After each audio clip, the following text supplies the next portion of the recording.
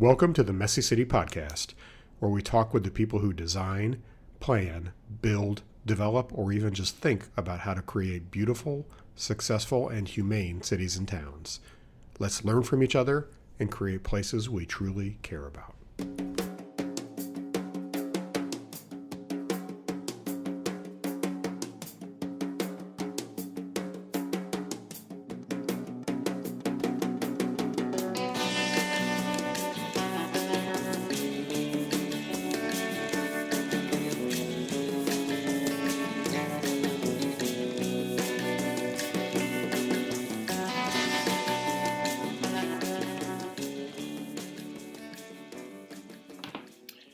Hi everybody, Kevin here with the Messy City Podcast. This is a little bit of a different session here today. Was asked to participate in a live podcast with my good friend Abby Newsham, who has the Unconventional Urbanism podcast for Kansas City Design Week. This is an effort put on that's really led by what's called the Center for Design and Architecture, which is really kind of an outgrowth of AIA Kansas City. They organize a whole series of really interesting design-related events for a week each year. And it was actually something that we started when I was very involved with AIA Kansas City about 15, 16 years ago. At any rate, Abby and I were asked to host a live podcast in an auditorium to talk about issues relative to Midtown Kansas City.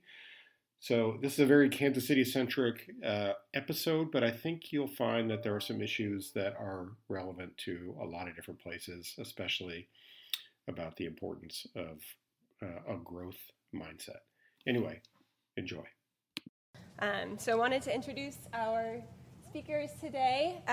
Kevin Klinkenberg, host of Messy City Podcast and Executive Director of Midtown KC Now, and Abby Newsham, host of Unconventional Urbanism and former host of Upzone Podcast. So we'll let you guys take it away.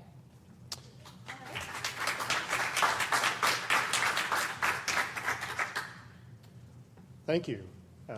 Abby, I guess we're doing a podcast. Yes, we are doing a live podcast. That's right. So we have to kind of remind ourselves as we talk about things here tonight that it's actually being recorded and people will listen to this who are not in the room. So appreciate everybody's assistance in keeping us on track for that. Well, and we also hope to have your assistance towards the end to share questions, thoughts, grievances about any of the topics that we cover today. Our intention is to cover some current events that have been happening that relate to Midtown, and then have you all share your thoughts at the end and not just make it about us talking. So that's something to kind of keep thoughts in your back pocket so that we have more to share at the end. All right. So this is us. I think we can skip that part. First thing that we should probably talk about is what the heck is Midtown? What is Midtown Kansas City? And we think about this a lot at Midtown KC Now for very obvious and selfish reasons. I think the reality is, as we talk about it, if we ask everybody in this room, you probably have a different answer about what Midtown is. We have what we call a service area that is roughly defined up here between Crown Center and the Plaza, more or less state line to Gillum. But there's a lot of people who have a much broader view of what Midtown is. There's some people who think it goes much further east, much further north, even further south. What do you think? Well, I don't know. I mean, my thought is that there's a question of, is Crown Center in downtown or Midtown, especially today? Definitely in Midtown. I think Crown Center is in Midtown. Okay. That's an interesting perspective. We'll come back to that topic. I think it's probably downtown, but we'll come back to that. We might have that topic to talk about today. For some unknown reason, there's something to talk about there. Okay. Am I starting this? Topic number one. Take it away, Kevin. We're going to try to do 6 topics. So keep that in mind as you're watching slides, and if you're thinking about questions that you want to ask towards the end, we're going to try to run through 6, and then we'll open it up for comments.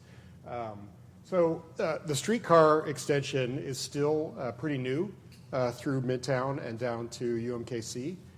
Just started running in October of last year. But it's something that's been in the works for a very long period of time. It's something that many of us have worked on and hoped for many, many years. In fact, probably going back to the 1980s, when some of the first light rail plans were really conceived and thought about in the city. But now it's here, it's operating. There's a lot of excitement around it. Abby, what are your thoughts about the streetcar extension and the future of Midtown? Well, so I guess I should preface by saying that I am a Midtowner, so I'm really excited that it's actually usable in a way that it wasn't before for me.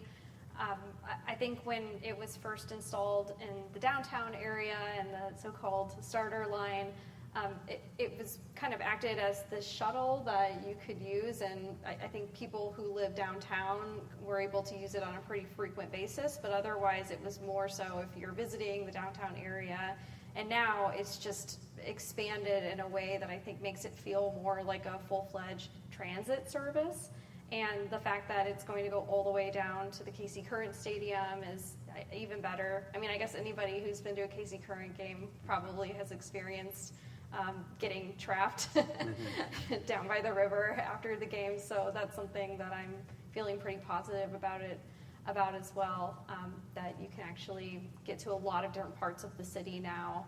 I think that something noticeable for me has been the blocks beyond the streetcar line. That, if you look a mile on each side, there's a lot of gaps in kind of quality of sidewalk infrastructure throughout Midtown that could be improved, that I would really like to see improved. Quality of walk actually varies a lot in the area, so that's something that I hope comes out of this streetcar extension, is actually looking at kind of the blocks along the streetcar line and improving walkability to those neighborhoods.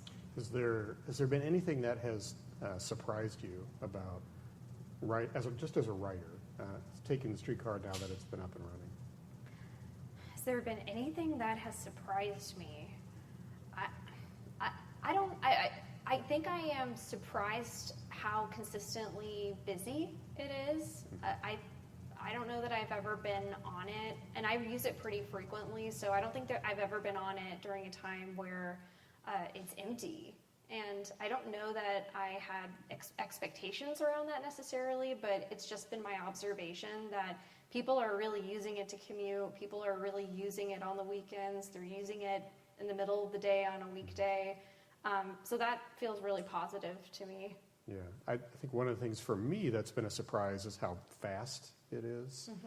The service from Midtown to downtown, it actually goes surprisingly quickly. Well, having that dedicated lane makes a huge difference, I think. I mean, in downtown, I don't know that there's a way that could have been done. There's just not enough space. But in Midtown, I'm really glad that they have this, I guess, semi-dedicated lane. Yeah. And I have to congratulate Kansas Cityans on that, because we had a lot of questions about would people actually behave and stay out of the dedicated lane. It's, I would say, about 90% compliance as we observe it. My office is right on Main Street, so we see it every day. But it's and I know they're ticketing now, but they weren't for quite some time. So I agree. I think that has really helped a lot with the speed. Otherwise, that was a question mark the whole time. It was like, how long is it going to take to get from the plaza to downtown? If you're stuck in traffic the whole way, it's not a great service.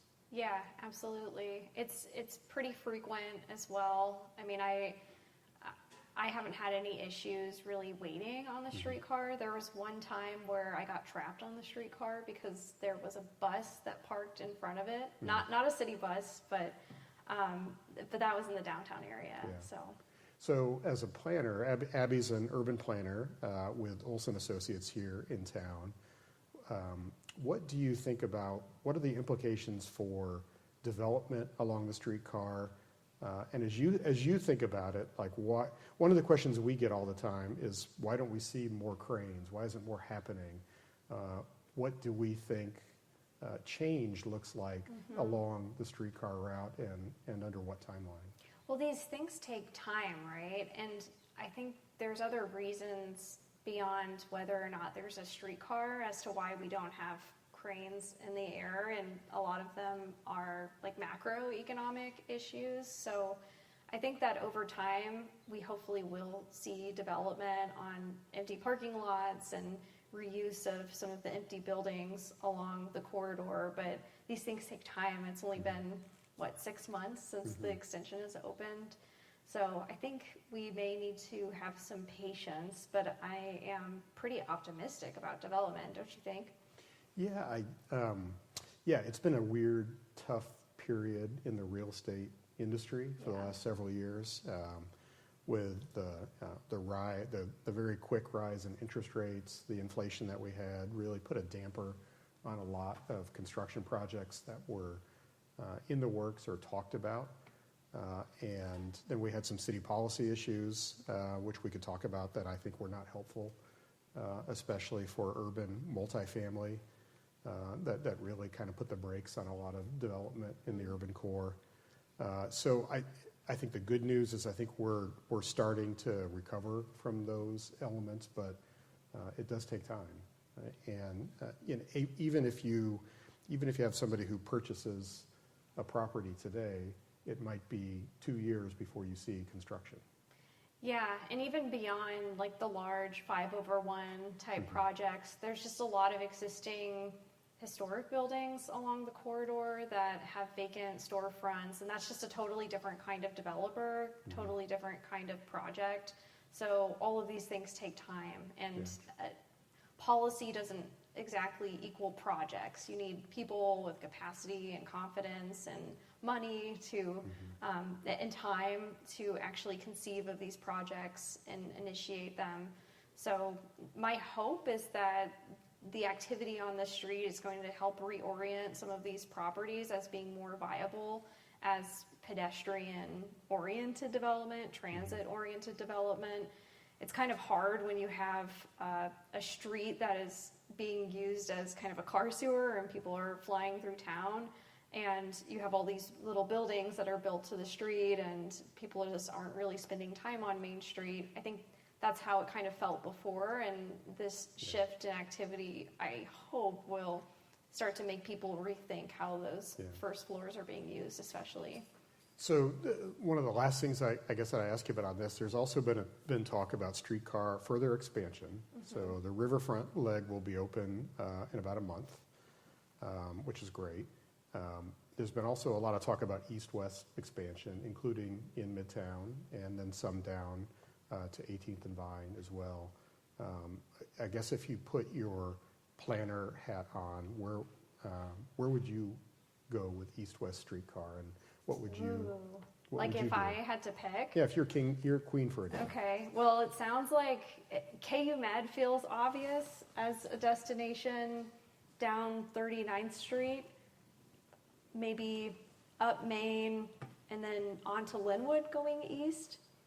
Maybe could be a route.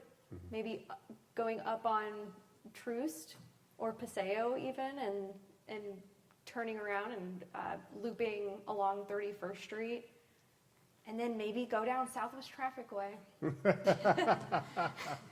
The day. That's right. Yeah.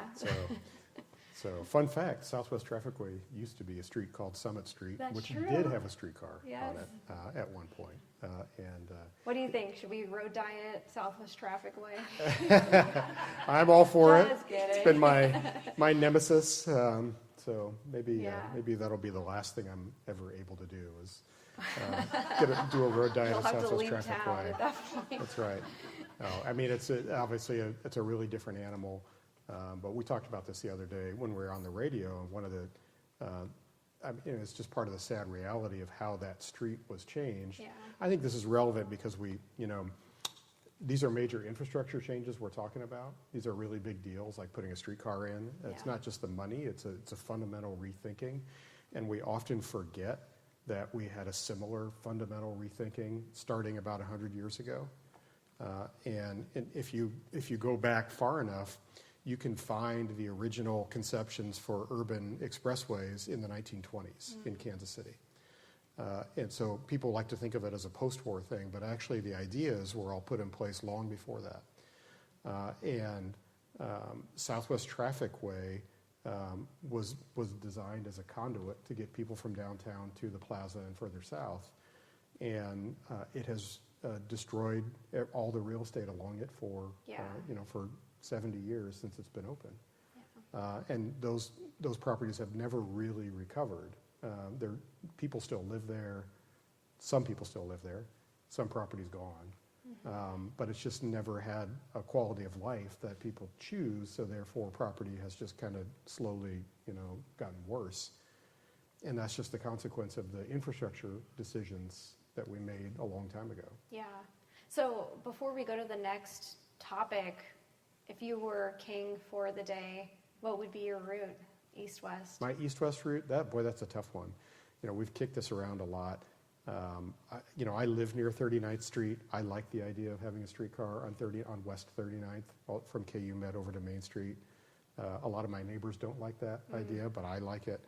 I think the eastern route on Linwood makes a lot of sense for a variety of reasons, not the least of which is Linwood has a lot of urban residential along it for quite a ways east and opportunity for more. But I also think if you go a little bit further north into the Crossroads area, connecting up 18th and Vine to the west side, I mean, there would be incredible benefits to the city of doing that if we could figure that out.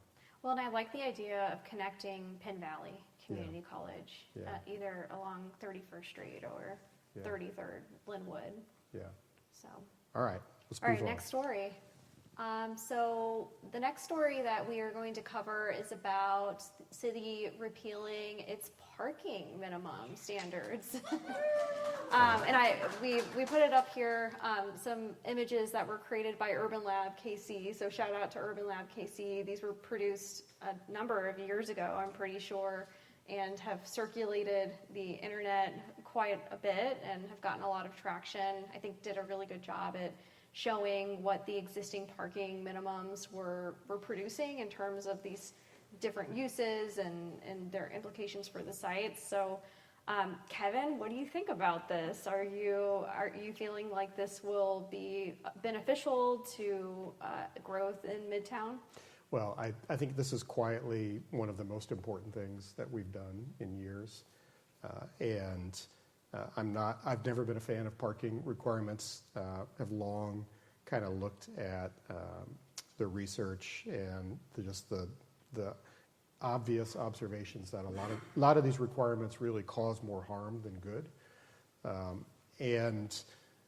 This is not necessarily about like telling people they can or can't drive or they can or can't park. This is just about really, is the city going to force a requirement on property?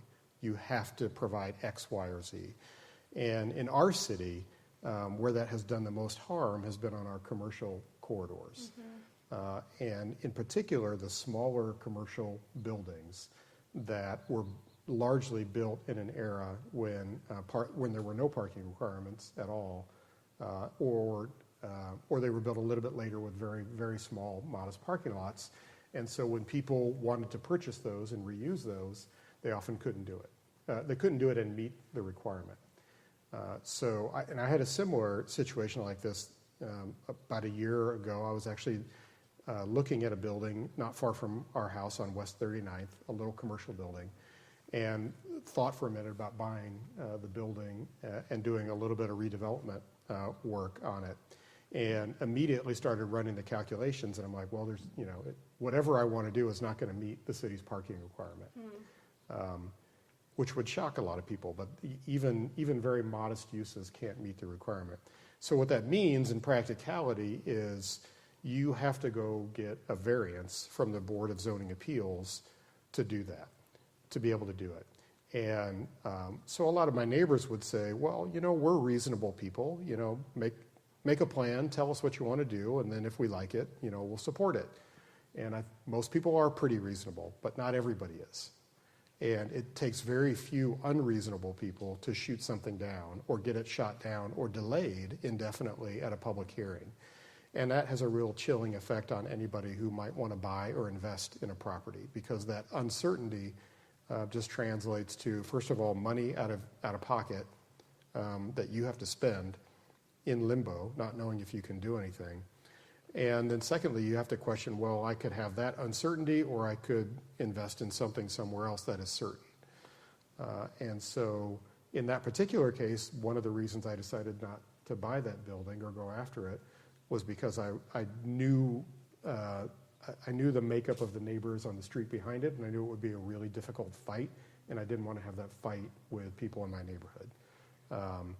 And so it just did not rise to the level of, was this worth the fight? Yeah, I think that's a really good story, because there are so many people who are either small business owners or small scale local developers in town that are, being a developer is mitigating risk. It's a risk mitigation game, and for small developers, it's even riskier because you're not necessarily hiring Pulcinelli or a big law firm to go to City Hall and kind of advocate for you.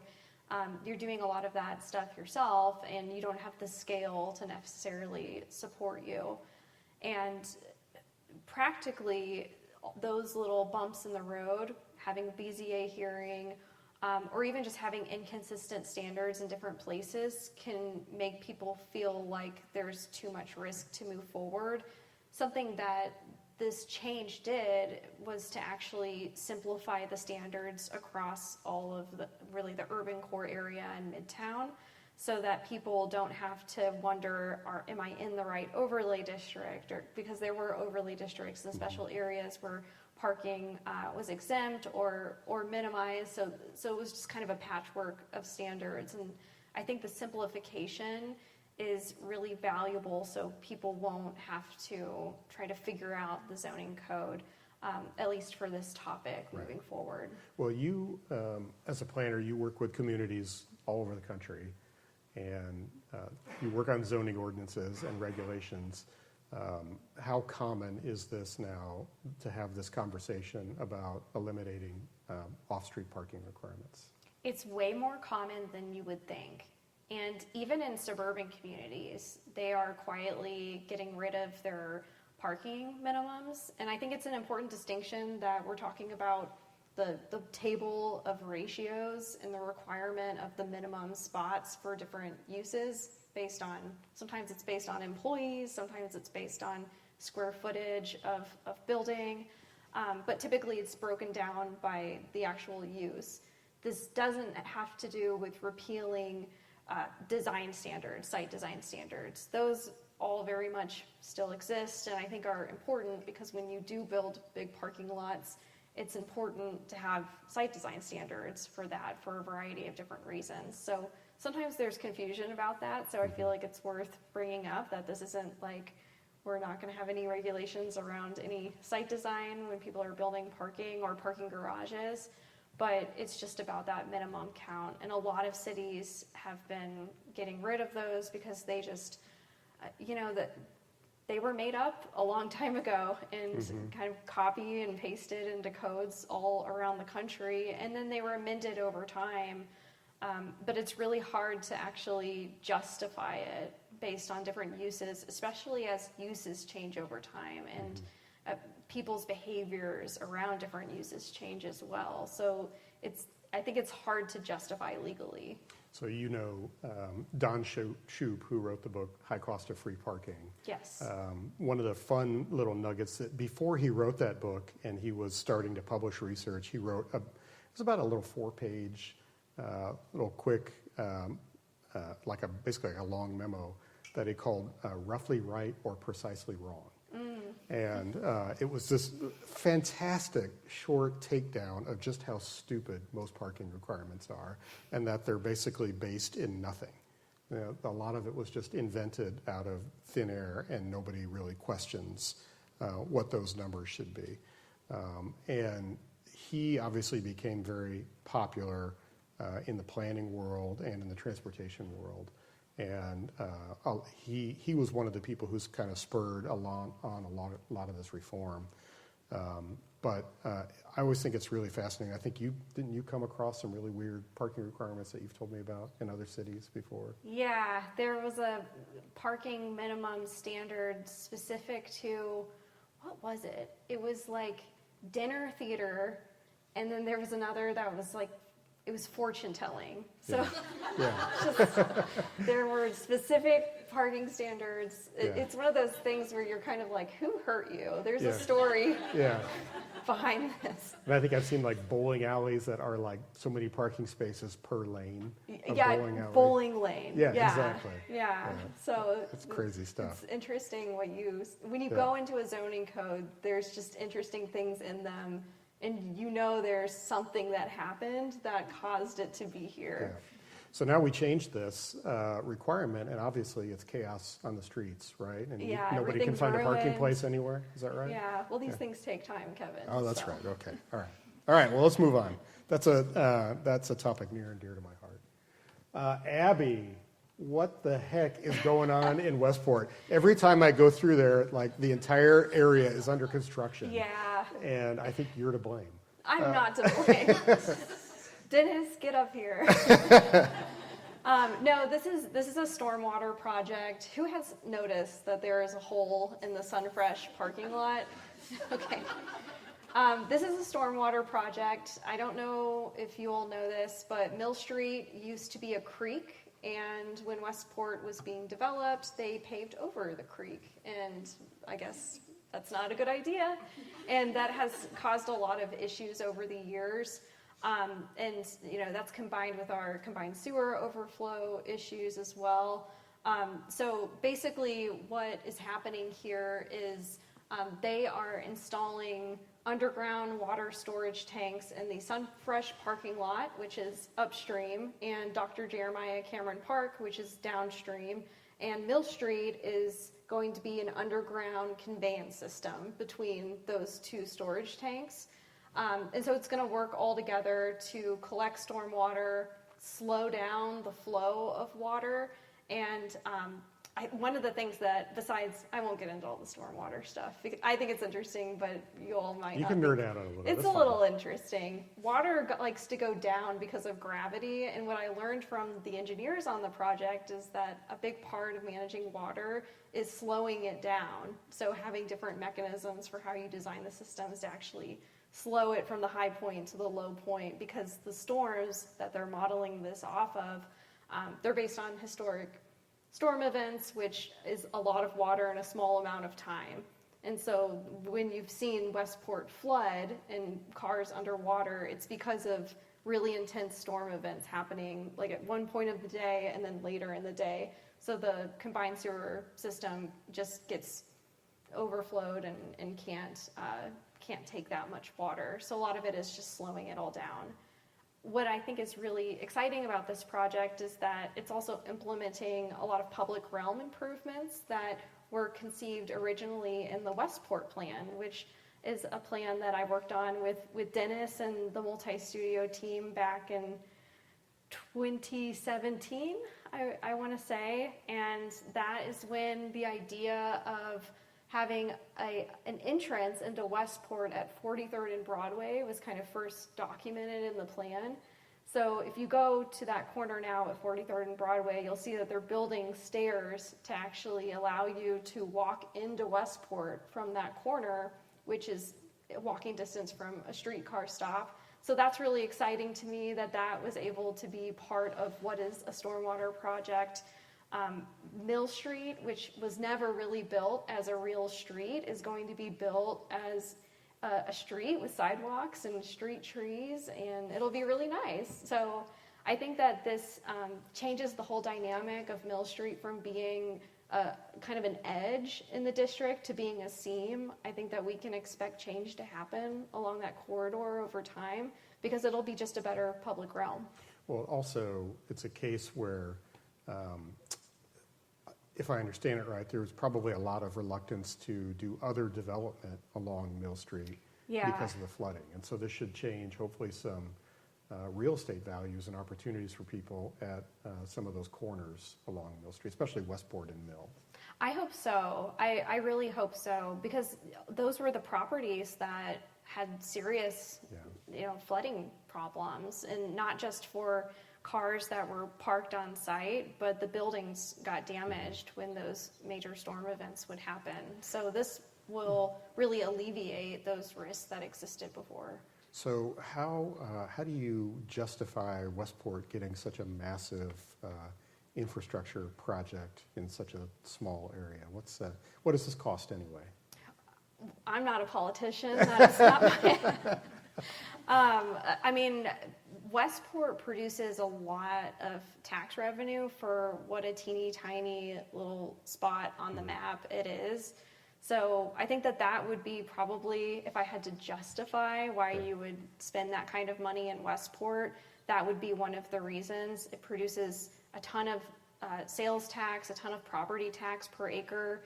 It's one of Kansas City's most walkable and historic parts of the city. It was the original Kansas City, so I think it's worth having that investment. And then finally, the combined sewer overflow system that we are obligated to address.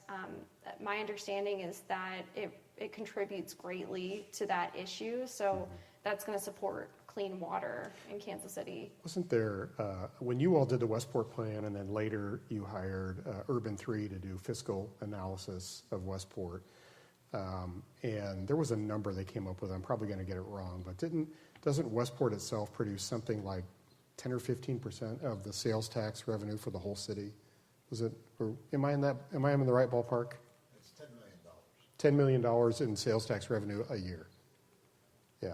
That's which pretty is substantial for being such a small area. Yeah. And in Westport, the technical geography of Westport is 39 to 43rd Southwest Traffic Way to Main Street. I think that's only like a quarter mile of the city. I'm not sure if Urban 3, that's what they studied, or if it was probably like the CID area, which is even smaller. So Right. It is pretty incredible how much they produce on a per acre basis compared to basically the rest of the city. Yeah.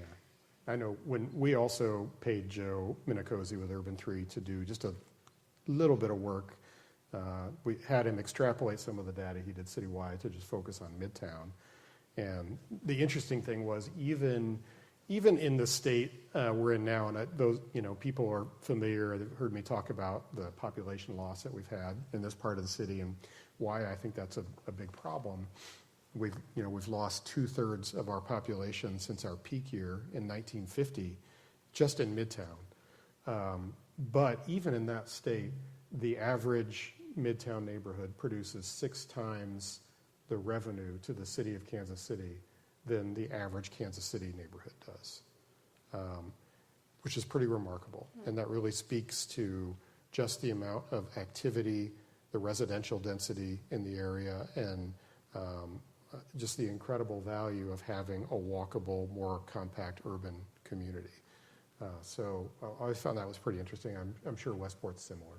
Yeah, You wanna move on? definitely. Yeah, let's move Okay. on. Sure. I think it's a little hard in this setup. I'm not always sure, should I speak to the audience or should I speak to Abby? But I'll try to work it out here. Okay. The artery. Yes. Well, we are in the middle of the artery. Actually, right now, almost the literal middle. The artery is, a lot of times when we are working on how to improve Midtown, we're working on really basic quality of life stuff, our clean and safe programs that the CIDs run, a lot of things that are not very sexy but are important. Every once in a while we get to do something that is a little sexier and fun that adds to the area.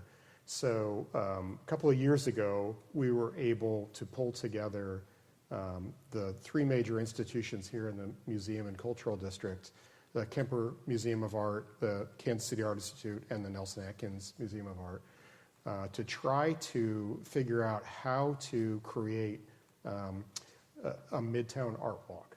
And the reason we did that is because this was an idea that has been kicked around for literally 30 or 40 years in Kansas City, and I can show you a stack of plans that have been done that diagram it and illustrate the possibilities. And they're all interesting, really cool plans, and you think this would be amazing.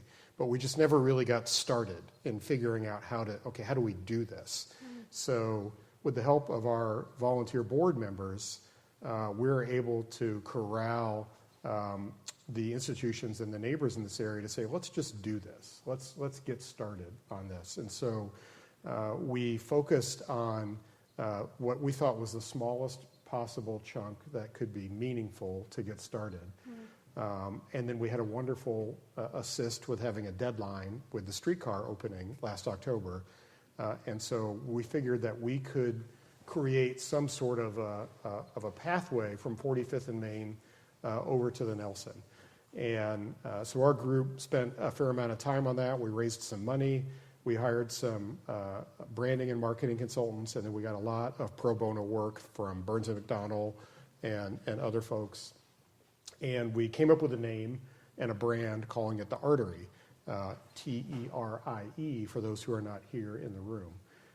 And so obviously a play on words, but one that we really liked, and the iconography and the brand that came up with it. And last year we were able to put in place the first signage for that. And incidentally, through that process, what we learned, it was the first pedestrian signage that anyone has ever installed in the whole city. So we had to actually feel our way through Public Works about how do we do this, because nobody had ever done it before. Really? Really. And so, what I like to tell people, Abby, is that we are just in the beginning of this project. And I firmly believe as it grows and as more people know about it, that this has the opportunity to become the kind of experiential pathway that we have lacked in our city. One thing you and I have talked about before is Kansas City is interesting in that we have a lot of great individual moments. What we lack are the connecting tissue. And from a pedestrian standpoint. So the Plaza is great itself, the Nelson is great, Westport is great, but we've never just been very good about connecting these pieces up. And the Artery is a project that will ultimately loop down to Brush Creek, back to the Plaza, and then eventually we think south of Brush Creek as well to UMKC and beyond. And the idea is we're trying to figure out how do you create that really cool, unique pathway that is such a high quality that people will get out and walk it all the time. So what are the kind of elements beyond signage that you have in mind? Well, we are still feeling our way through all that. The nice thing is we're starting with a palette of really high quality places, institutions, and public art that's already there along the pathway. So part of it is just letting people know that you can start in a place and walk, and you can have this experience that you may not have ever known of before. Because I think, again, a lot of our experience as people who live here, it's like, well, I'm going to go to the Nelson today, or I'm going to go to the Kemper today. And then you drive to the Kemper, and you go check it out, and you have a great time. But you don't think, well, it's actually just a short walk that you could walk over to the Nelson. And even the Art Institute, where we are here today, the Art Institute has not always been a place that wanted to welcome outsiders to walk through the campus, which is typical. A lot of urban campuses are like that. They're not necessarily wanting strangers to walk through the campus. So this creates a whole different vibe and atmosphere for the Art Institute to say we're going to encourage people to walk through the campus. And by the way, it's a beautiful campus. Yeah. And so there is one element that's about connecting stuff that we already have. And then as time goes on, what we really want to do is find ways to program it with more regular events and activities and just get people used to using it. And then add amenities as we go. So add more interactive public art, add opportunities for kids to play with things along the way. Maybe add more food and beverage opportunities, because that always draws people.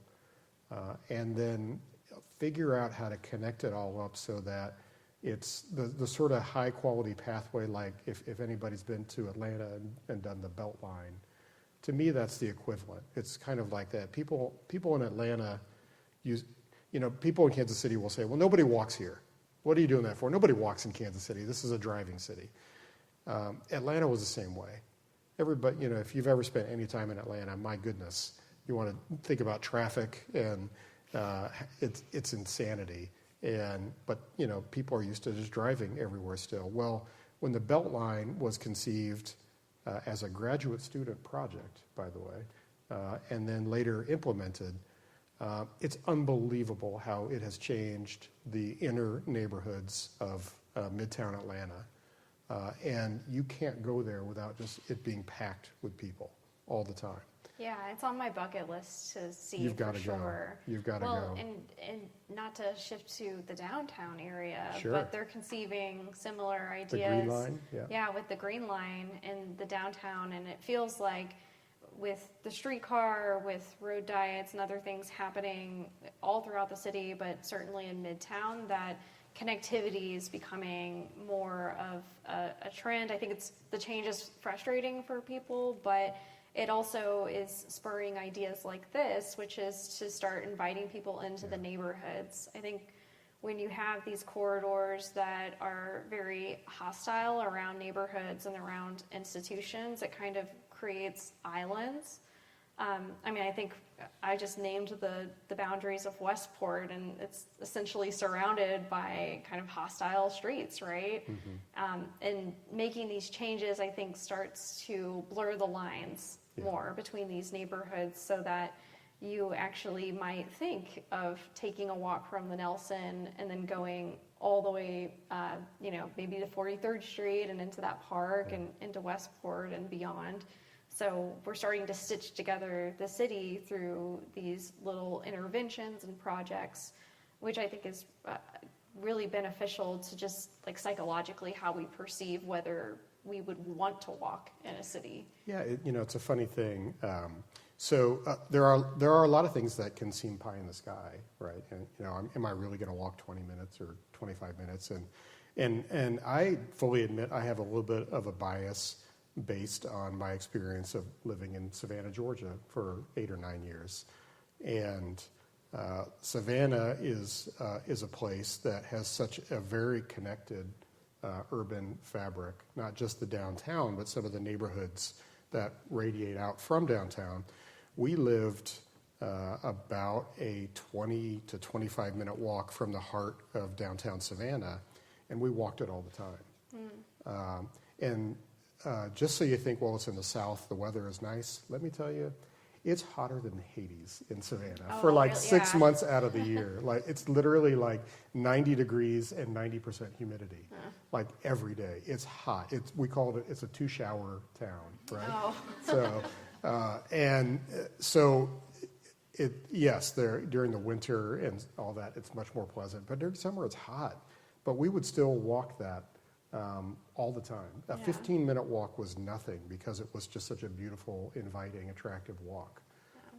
And so I don't think there's anything that's genetically different about Savannians than there is about Kansas Cityans. I don't think there's anything culturally that different that people wouldn't walk. We just haven't done enough. And I hope we can do more things like this that really stitch things together like you talked about. Well, it seems like we're moving in that direction. We have 2 more stories left, so let's go to the next one, which is... Oh, Costco, my favorite. The story that everyone was talking about until today. That's right, exactly. That's right. Do you want to cover this, or...? Well, we could go either way. Go for it. I'll kick it off. Yeah. I'll just say, it's just funny. We've laughed about this before because I've never had more phone calls and emails about any subject than in 6.5 years than Costco. I think I tell people I'm very flattered that you think I can control what Costco does and doesn't do with their business, but I really don't have that kind of power. It's an interesting story, and there's a lot I think we can learn from this, and there are lessons that can be helpful. And it's fun that Jim Glover is in the room here, who created the plan for the whole area, the Midtown Marketplace, as we called it at one time. And Jim and I did not always see eye to eye on the Costco Home Depot situation. We talked about it a lot. I was never really a big fan of that project, when it was implemented. But certainly over time, that redevelopment plan did a couple of things. One is that it really did stabilize a lot of Midtown, and it pumped a whole lot of money into residential redevelopment in Midtown, with the tremendous sales tax generation that came from those stores. And Costco itself has become incredibly popular with Midtowners. I'm a member. We shop there all the time. I think, every time we go there, we see people we know.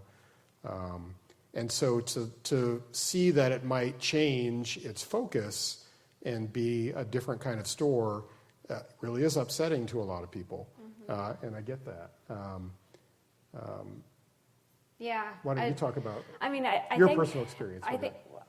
I want to say something about the plan itself, because a lot of people, well, I don't know how many people realize or don't realize that it's a TIF, and I think it's one of the best TIFs that we've had in the city. I mean, TIF has gotten a lot of bad press over the years because it was used in ways that it probably wasn't intended to be used for on certain projects, but for this, it actually produced revenue for minor home repair for Midtown housing. So that was really beneficial. At one point, somebody at the housing department gave me a number of the amount of money that they've been able to invest in housing repair programs in Midtown, and it was insane. It was millions of dollars. So I think that that's something that's worth remembering. For future reference, that's a tool that exists that I think helped a lot of people out over the years. I'm devastated that it may be changing or is changing. It is changing, right? Yeah, it's a done deal.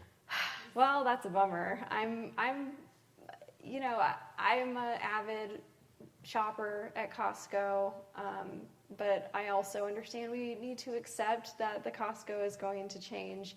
I think it definitely speaks to the fact that we are missing a lot of services in the Midtown area. The optimistic side of me is maybe we can start selling eyeglasses and other things in other parts of the city, and fill in some of these vacant storefronts and get rotisserie chicken and other places. Well, they might still have the chicken. They might, okay. They're still going to have a lot I of can live with groceries that. and food items. So do you know what will change? Well, it a little bit. It's not like I have insider knowledge. You can go on YouTube and see videos of what Costco business centers look like in other cities if you want to see. So we keep telling people, look, they're going to get rid of some things that you like, and they're going to keep and add some other things that you'll like. So it will be different. Unfortunately, this might have been a situation where it was either going to be the business center or they were going to close. I think that was on the table, and I'm not sure everybody recognizes that. Costco, their primary profit center is memberships. And so the way that they really like to be in an area is with membership growth. And we talked about this when we were on the radio and the other day, but the challenge is, Midtown has not been growing from a population standpoint. When it doesn't grow, they don't get membership growth. When they don't get membership growth, they're not happy. They're not making as much money. And because their margins on all the stuff they sell, you might walk in there and say it's so busy all the time, but the margins on the things they sell are really small. And so they have to constantly add to that model to make it make sense, and it's just not been growing. So in addition to that, they're building other new stores in the metro area. There's one in Lee Summit. So they drew from a pretty big trade area. I know Jim probably knows from when you originally mapped that out, but it was a very large area that they planned on drawing from, and which they do draw from for shoppers. Well, now some of that trade area will go to other stores. And so I think that impacted them as well. So how does this change the dynamic with businesses? Well, a lot of our businesses, especially a lot of restaurants, are happy and excited because now there will be a little bit more direct competition with Restaurant Depot. Yeah. Restaurant Depot is obviously a very, very popular and important place down in the West Bottoms for restaurants and food service. And this Costco Business Center, they try to compete a little bit more directly with that, plus with office supply stores. So we'll see. What my understanding is, they still will carry a lot of products that people shop for, but there's going to be other things that are going to go away. Yeah. But I think, like we talked about the other day, what this speaks to is exactly what you said. We have a gap in services in Midtown, and if we want our community to thrive, we've got to have more people so that we can have more services throughout the city. The map that I have shown at some presentations that I love to show the most is the map of all the grocery stores that we had in Midtown in 1950. And if you look at the map, it's dozens of them when we had 3 times as many people. If we have 3 times as many people, we will have more local shopping options, period. If we have 20% more people, we'll have more local shopping options. But we just don't have the population base today to support enough. And then we have a couple of really large stores that people go to that makes it hard for other smaller stores to set up and compete. So it's a challenging deal, but the only way out for us is we've got to grow. Yeah, can you imagine if we had 3 times as many people? Maybe the World Cup this summer will feel like that, and we'll get a sense of what that would be. I know it might freak everybody out, and then I'll be out of a job, and nobody will want to talk to me anymore. We'll go the opposite direction, That's start right. tearing everything down again. Yeah. Anyway, all right. So let's talk about something else that is in the news and exciting. Yeah. Again, this is now the story that everyone's talking about. The Royals have finally chosen a site for the stadium that is or is not in Midtown. It's definitely a Midtown site. Okay. That's 100% a Midtown site.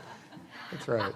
I don't know. I don't know if I believe that this is a Midtown site, but maybe we can talk about that a little bit more. But it's going to be located just south of the Crown Center Plaza area, where the headquarters for Hallmark is currently located. So presumably they'll be going somewhere else, and they're tearing down this building and putting the stadium there. The church will be preserved, it seems. You can see it there. And it looks like they're building a street along it to connect east-west. So what do you think? How do you feel about this? I have many thoughts, but look, I'm a baseball fan. I'm a lifelong Royals fan. I've been going to Royals games since I was 5 years old, so I'm super excited to have them in the city. I'm super excited at the possibility to take my kids there, to hop on the streetcar and go to a Royals game. All of that, I think, is great. There's been so much anticipation the last 3 years about all this, and then even the last 24 hours. Once we knew it was going to be in the Crown Center area, we're like, okay, where exactly? What exactly is the site? If we set aside the financial aspects of it and in the financing package, which we don't know much about, and we won't for a little while. If we simply talk about the design, the development and the opportunity, I think it's an incredible opportunity for us. Crown Center itself, we go there a lot. We take the kids. We go to the square. We go to the ice rink. We'll go to Legoland and those sorts of things. But the reality is Crown Center has needed a refresh for a long, long time. We're at a design event, so we can talk about design. I have probably written several critical pieces about Crown Center over the years. It may be fair or unfair, but it was built in a time period, it's conceived, designed, and built in a period where people were leaving cities en masse.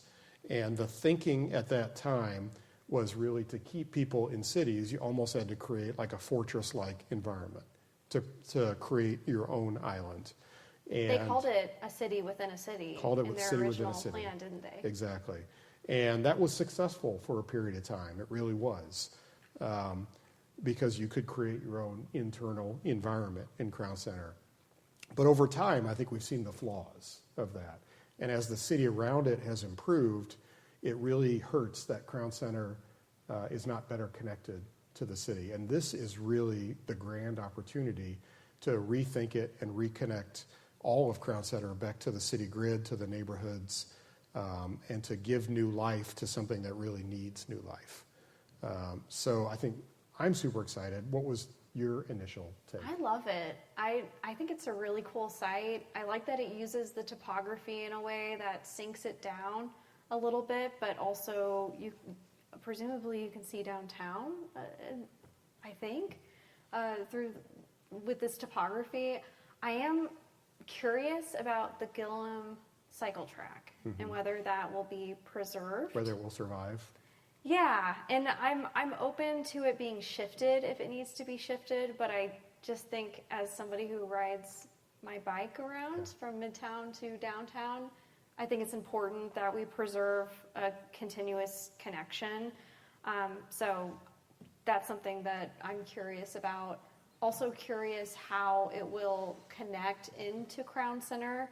But yeah, I think that this makes a lot of sense. And for people who are like coming with kids and going to the train restaurant that's in Crown Center that I used to go to as a kid, and Legoland, if they're keeping all of that, it seems like it just creates a lot of opportunity for people to make a whole day of being in this area.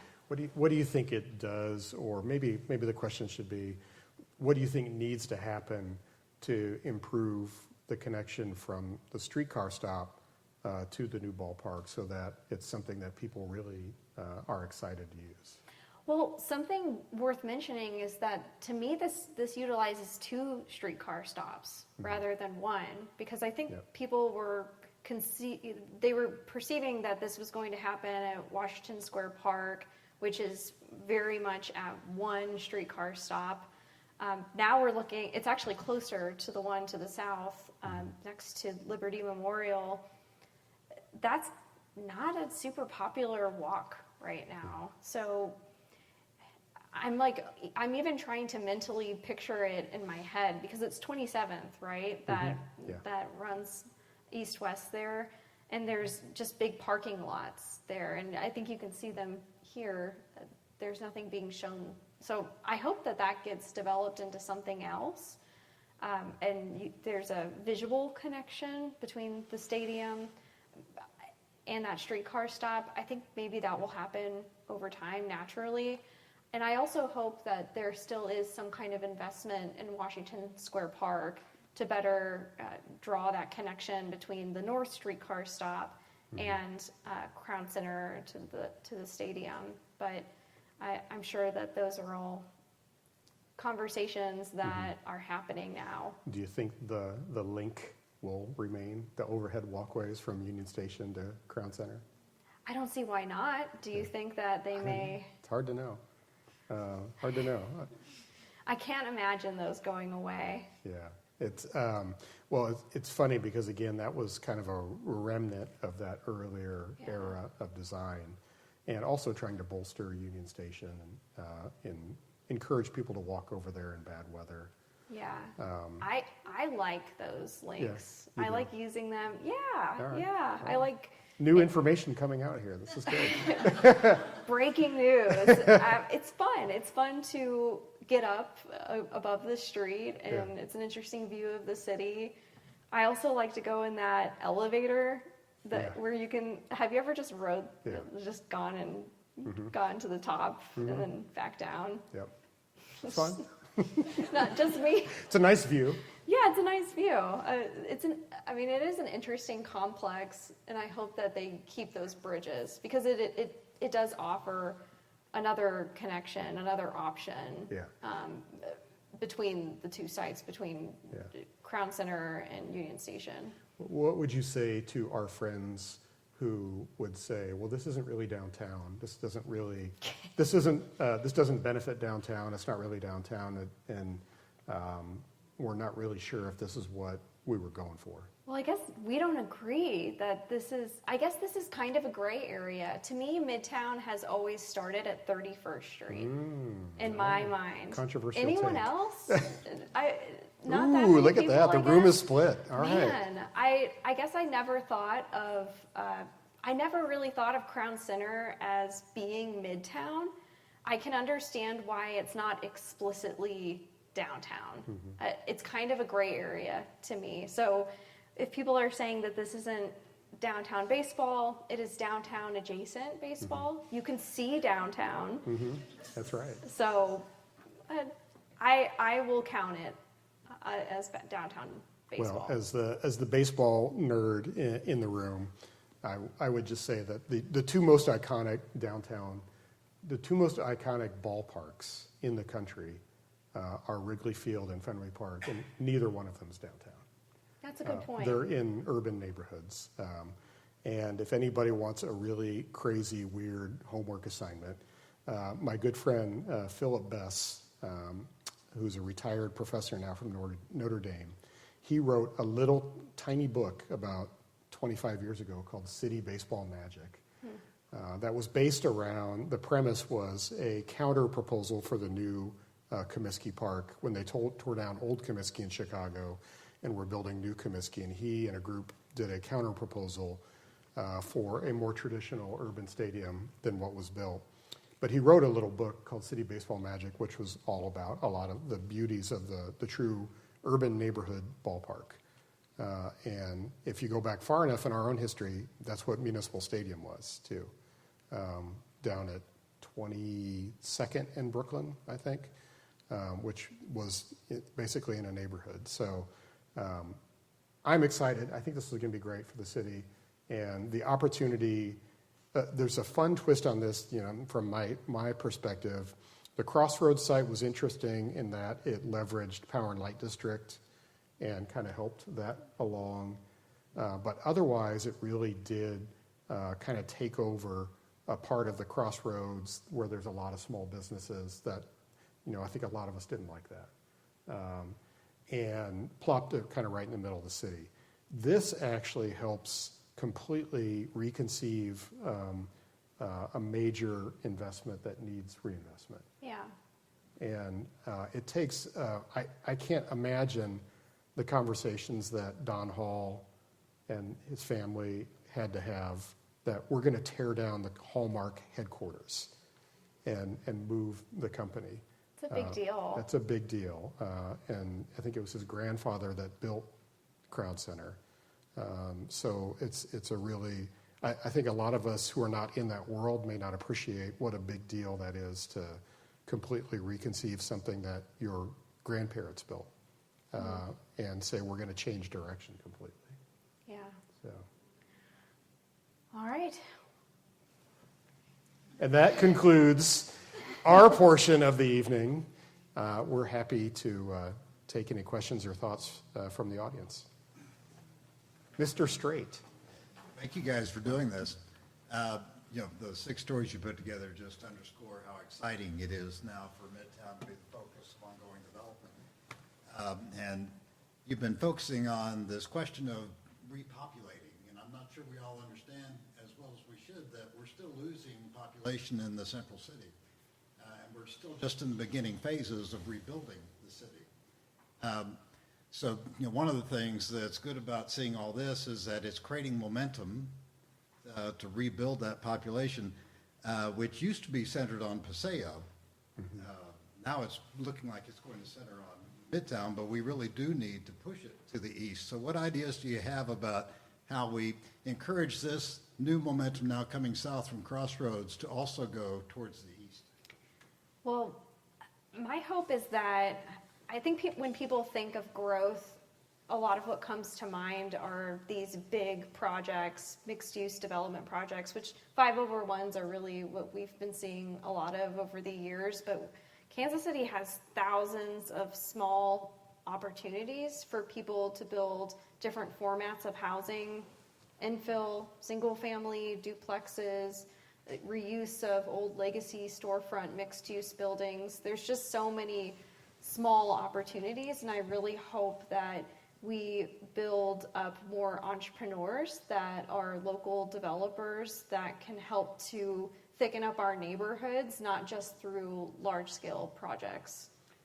Yeah, there's a couple things I'd say. It's a great question, Dennis, and it's probably the most important question that we can ask ourselves as a city.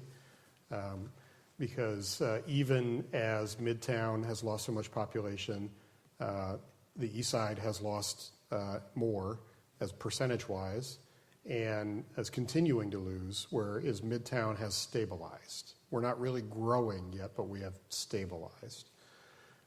So a couple of things that really come to mind. The first thing is success creates success.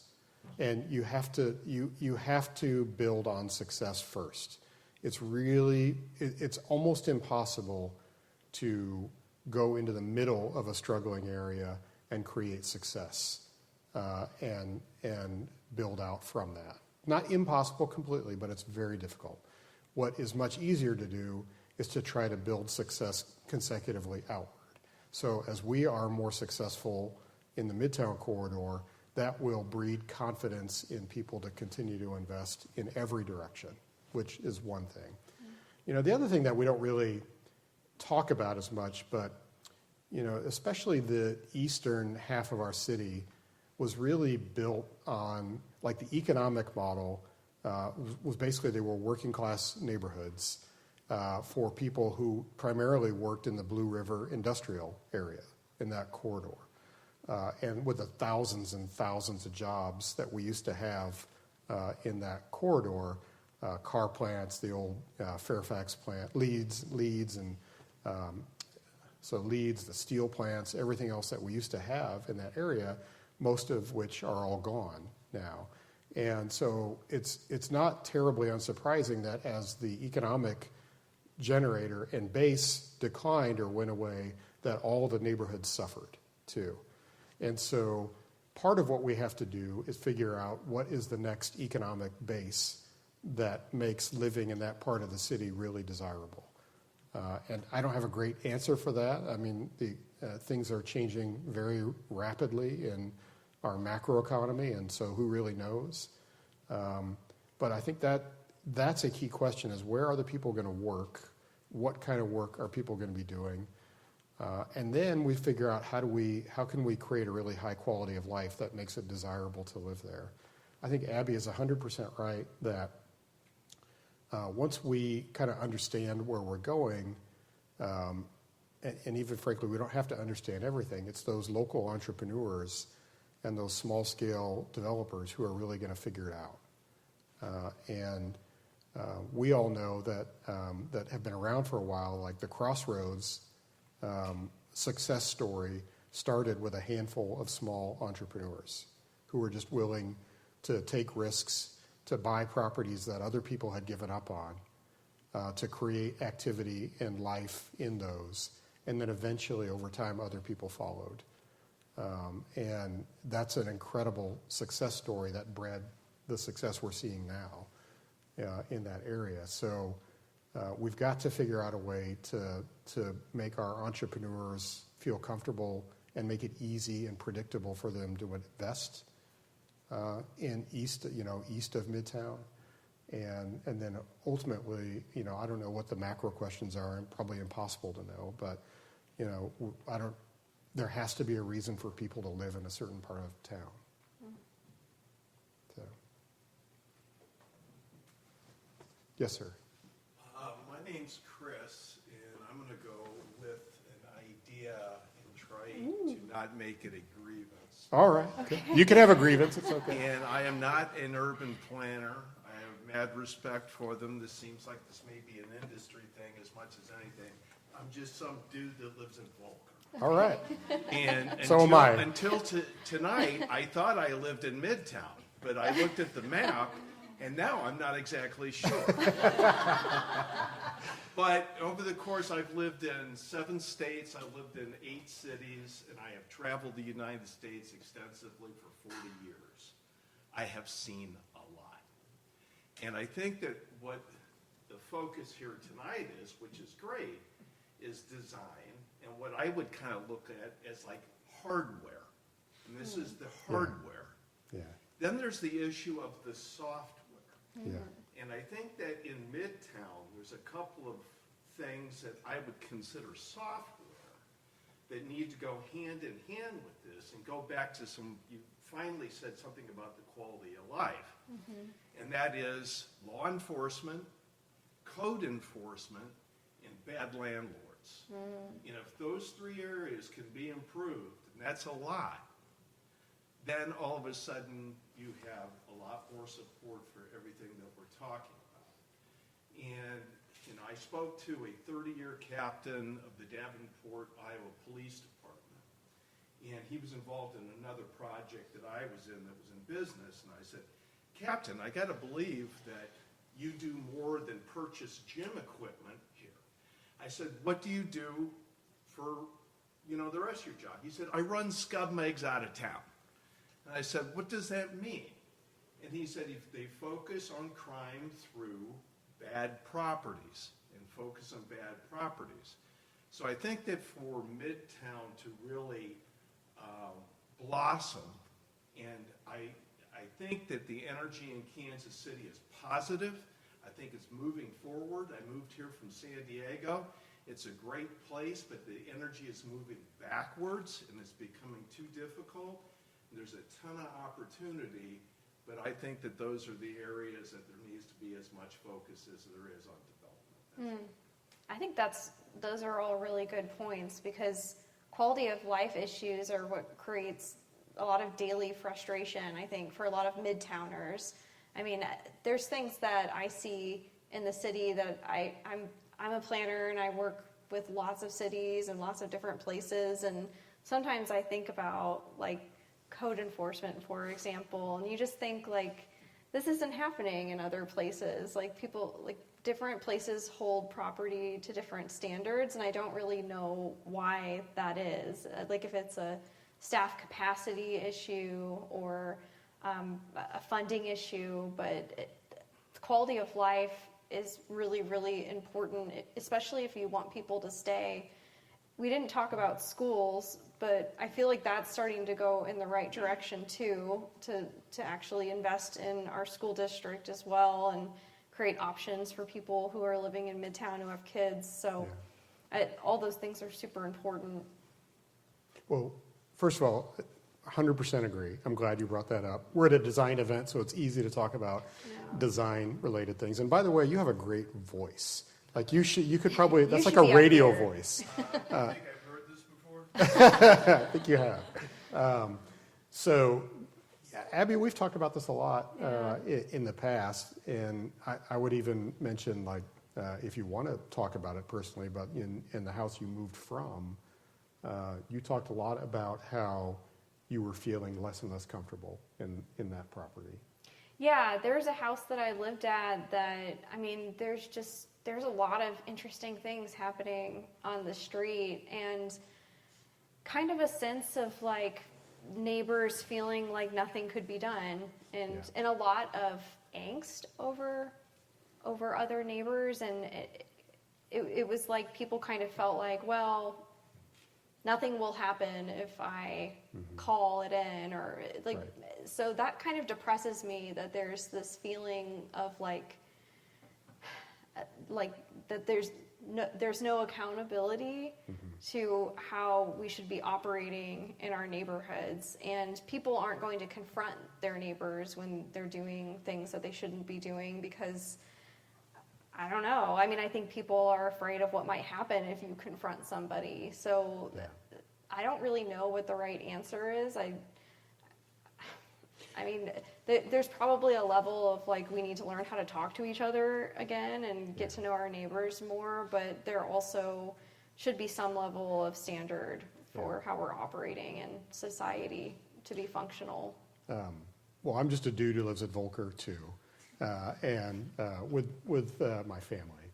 And, so I'm an architect originally. That's my training, architecture and urban design. I have learned more in the last 6.5 years doing this job about crime and public safety and the judicial system than I ever wanted to learn. And it has not been a good education. It's been frequently depressing and beyond frustrating. And one of the things that our organization did 2 years ago, or starting about 2 years ago, is we organized other groups like ours in the city to push to get the city to actually build a municipal jail, because we haven't had a municipal jail since 2008. And I think probably 80% of Kansas Cityans didn't even know that. So now we have a jail, we have a county jail for state crimes, but there's a lot of crime that happens that people say are like low-level crimes. Well, you know, if it's your business that gets busted into and they stole $50, you still feel pretty bad about that. That's not a low-level crime to you. That's a real impediment to quality of life. In the businesses right around our office, we have a wonderful entrepreneur who has 3 businesses right near us at Westport in Maine. She had 8 break-ins in 2 years. And she is about the nicest person you will meet. And one time I was talking to her, she was like breaking down in tears. She was so frustrated and like ready to move. And she'd say to me, I hate this neighborhood. And that was brutal to hear, because we're trying to pump up this neighborhood and encourage people to want to come here. So we've spent a lot of time dealing with those quality of life issues, often in the absence of a lot of assistance from places where they have actually money to assist us. So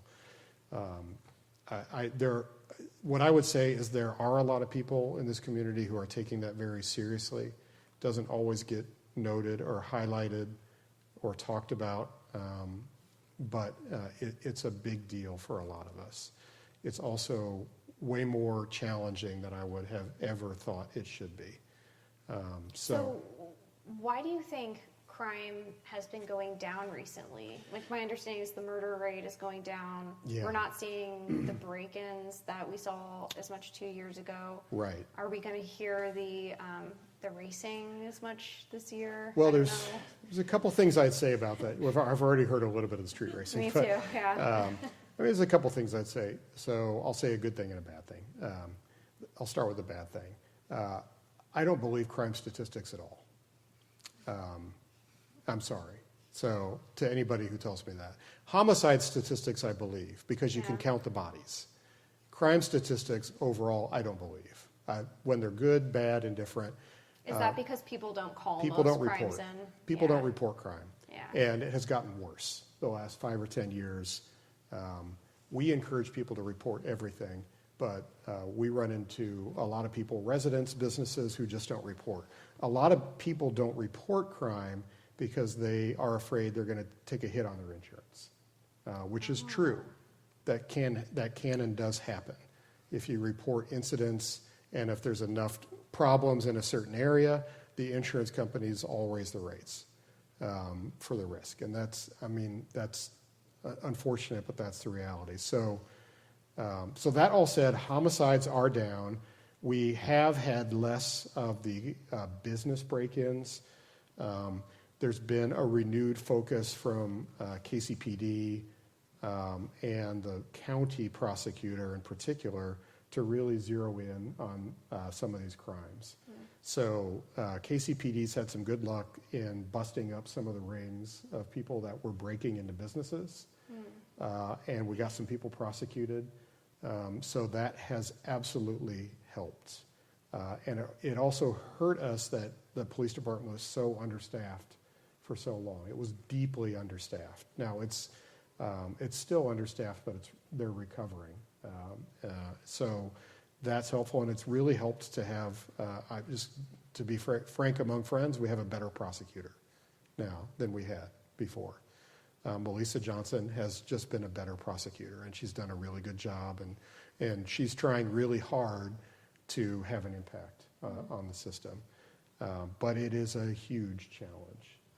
And that doesn't even get into the issues of sort of just disorder on the street and homelessness, which is a whole other can of worms. So we have a lot of real challenges, and I'm hoping that in the next mayoral and council administration, we find different ways to approach it and make more progress, because you're right. I mean, when we do our annual survey of Midtowners, we do one every June, and we get anywhere from 300 to 500 responses. The number one issue every year is crime and safety. every year. So we know it's top of mind. So stick with us, though. It's getting better. It'll continue to get better. Other questions or thoughts? Or grievances? Anybody got a grievance? Laura doesn't have a grievance. Mine is kind of a grievance. All right, good. I'm Mika. I've lived in Kansas City since 2019. I lived in Midtown for quite a while, but I live in the west side now. And just for the record, I think Midtown starts south of Crown Center, so like Longfellow to the plaza. Hot take. Hey. Hot take. Hot take. But I wrote my question down so that I wouldn't forget it. So you guys spoke a lot about connectivity being the missing piece for Kansas City, and I totally agree with that because I don't drive. So I'm highly aware of like the lack of like pedestrian access that there is, and it's part of the reason why I live in the west side now. So there's projects like the parking minimums repeal, the artery that seem to like really want to encourage that pedestrian connectivity to come to life. But in order for that to become a reality, yes, we need time, but we also need accessible, frequent public transit. And the city seems to keep cutting back and not supporting KCATA. All of the discourse and the backing seems to be behind the Kansas City Streetcar Authority, even though expanding bus access seems to me like a much more attainable goal in terms of like infrastructure expenditure. So I'm just wondering why you think that is. I have thoughts on why I think that is, but I want to know your take. And also, what do you think should be the role of buses in regards to activating pedestrian connections and making the city less car-centric? So I'll say a couple of things about buses, with the caveat that I don't know a lot about KCATA's funding, so I kind of want to give that to Kevin, assuming you know a little bit more about that. But what I will say is that I did some work in Indianapolis years ago, and in lieu of a streetcar, they built a really good bus rapid transit system where the buses are kind of designed like streetcars, the platforms are at grade. And it's a lot more affordable compared to a streetcar system. And I know here we're talking about expanding and that sort of thing, but I would love to see us create a system of east-west, potentially bus connections that are really intentional and even maybe have dedicated lanes like they've done in Indianapolis.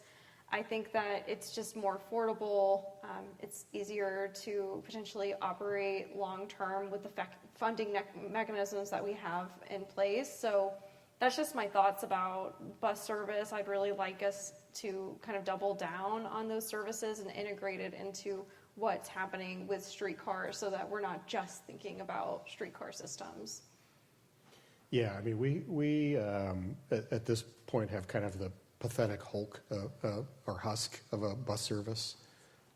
And it's never been great in Kansas City, but it feels a lot worse now than it's been. So some of my friends here know that I have often radical ideas about things, and I enjoy my radical ideas. But to me, the entire structure of KCATA needs to be just thrown in the trash and rethought. It's not working. It was set up as this bi-state compact that has never really worked. Kansas City, Missouri almost entirely funds it. And I think we've got to go back to square one and figure out a different way to fund and run a bus system in this town that actually is useful. Because a lot of the bus system is just not useful right now. And because they're under such funding pressure, they have to change it all the time. And I will tell you that, and I think sometimes we have to like learn from mistakes that we make.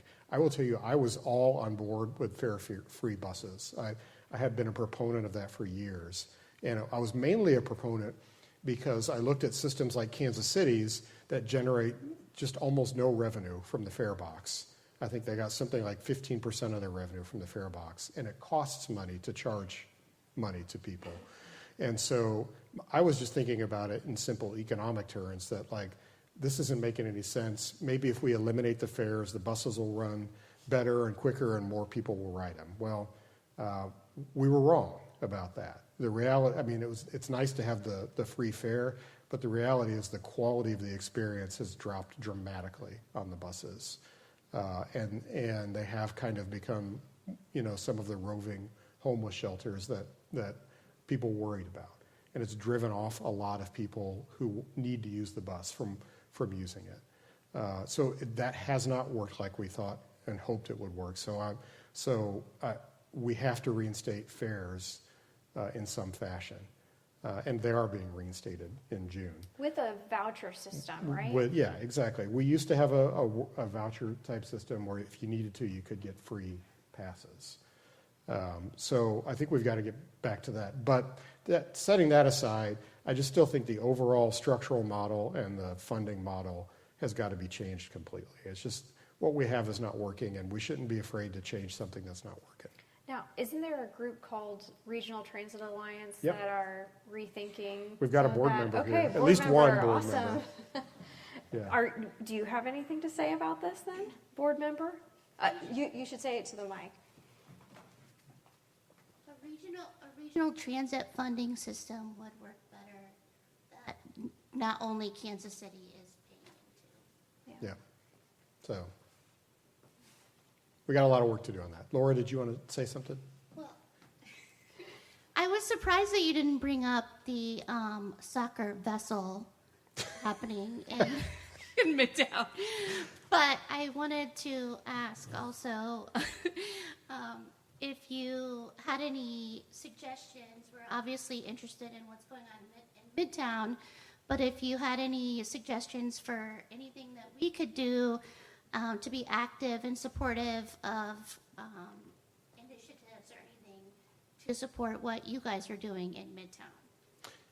Well, thank you for that, Laura. You can become a donor to Midtown KC now. She's a plant.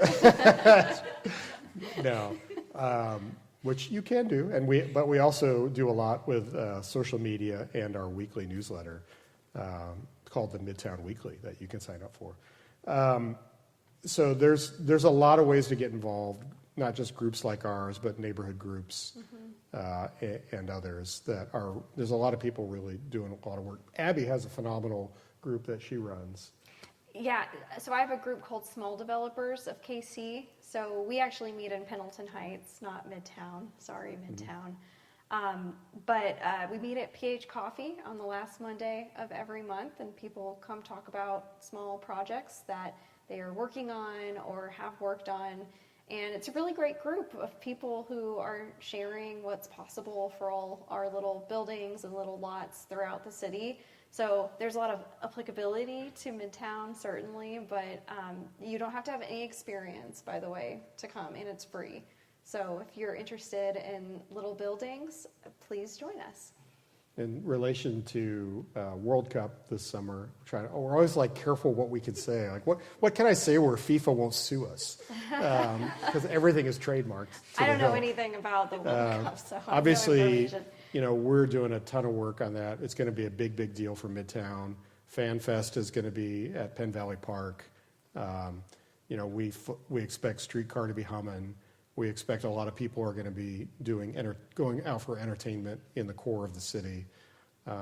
So our group and other groups like Westport are working together on a whole variety of things to try to get ready for World Cup. It's an almost impossible task because we don't really know what to get ready for.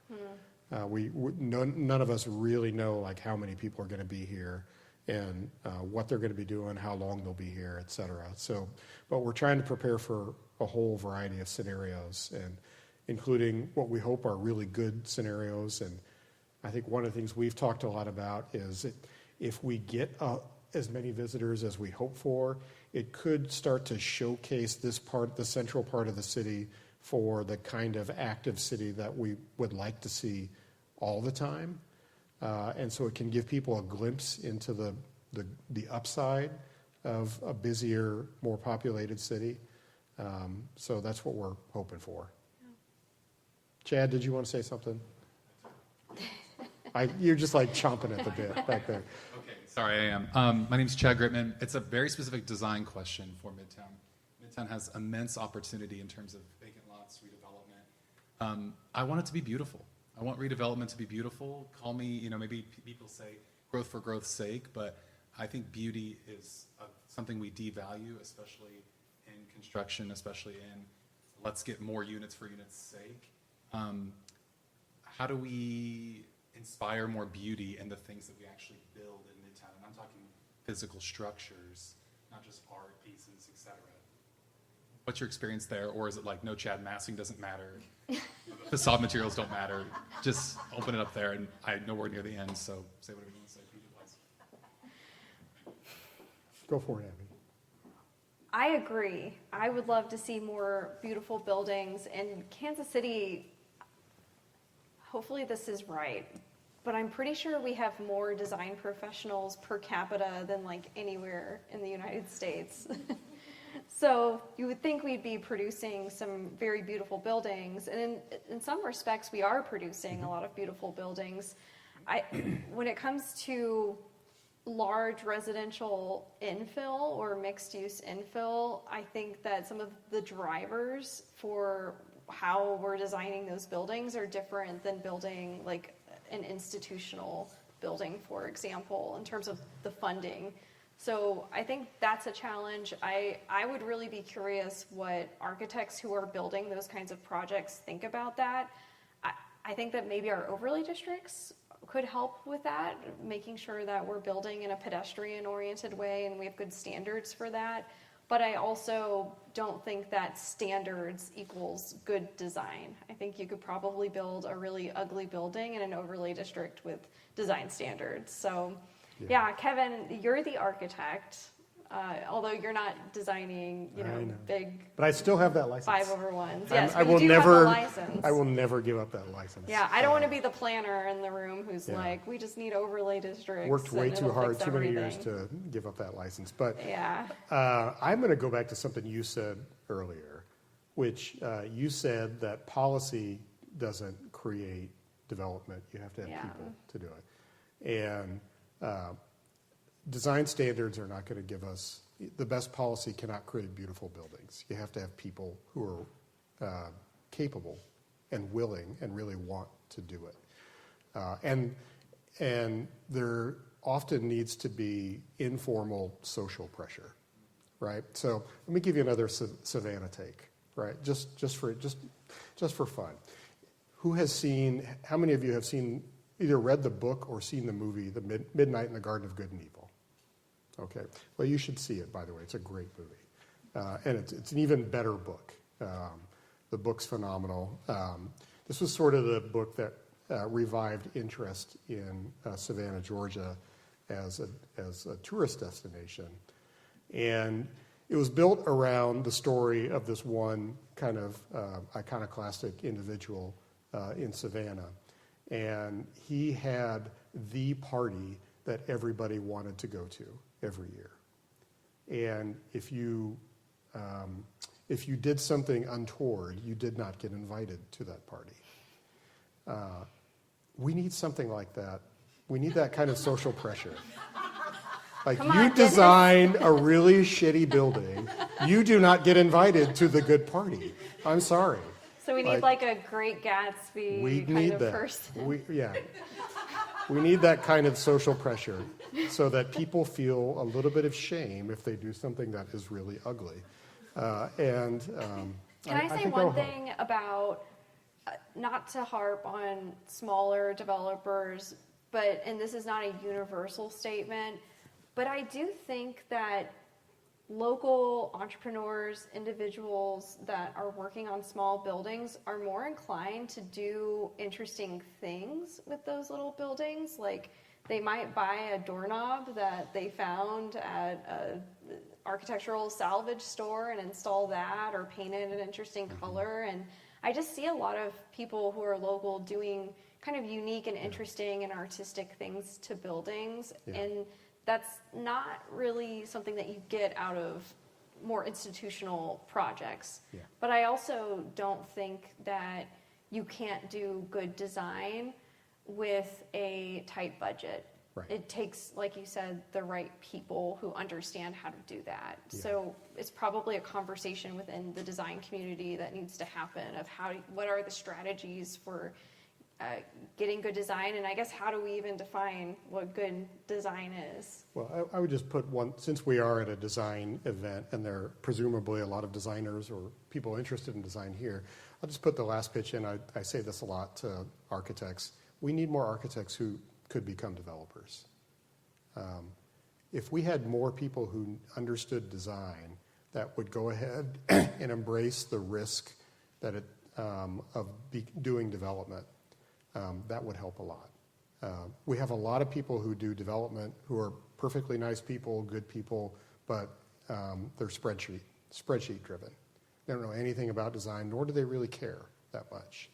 And that's fine. Spreadsheets are really important. If you don't make the financing and the math work, then you are going to fail. But it really helps to also have a design knowledge and expertise, and I really wish more architects in particular would take that mantle up and become developers. And they can go to Abby's group and learn how to do it. Yeah, and one of the events this week, I'm pretty sure, is houses designed by architects. So it's a great example. Talk to them as well. Right. All right, I think we're getting the hook. On time, yeah. All right. Thank you, everyone. This was fun. Thank you.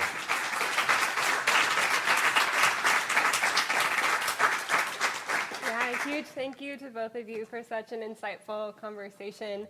And thank you to everyone for coming out. You're all invited to the proverbial party. And again, thanks to Bryce and Jamila from our committee as well for organizing and spearheading this event. And we hope to see you all again.